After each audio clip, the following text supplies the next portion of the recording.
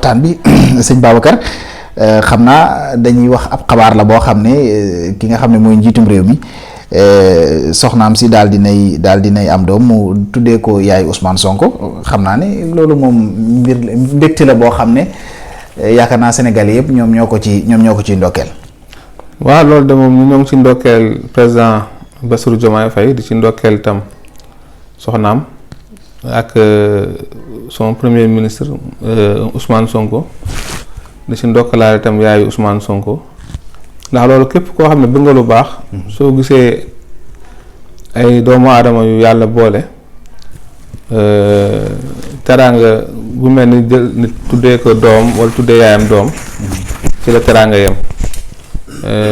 ak tam respecté nit ki ci la yem bëgg nit ki tam ci la yem te lu baax moom képp koo gis mbaax bi rek mooy tax nga sopp loolu te kontaan ci ñaan bébé bi yàlla def mu gudd fan def mu nekk ku am cër ci diine islaam ku am njëriñ tam société bi yàlla barkeel ko amiin yaa rabbi defal ko tam mbooleem koo xam ne itam am nga doom yàlla barkeel ko amiin yaa rabbi mu mel ni challenge la wala mu mel ni luy rassurer la ñi nga xam ne jàppoon nañ ne diggante Diomaye ak Sonko moom xaj na yàgg nguur a dox seen diggante dinañ mën a tàqaliku mu mel ni tey président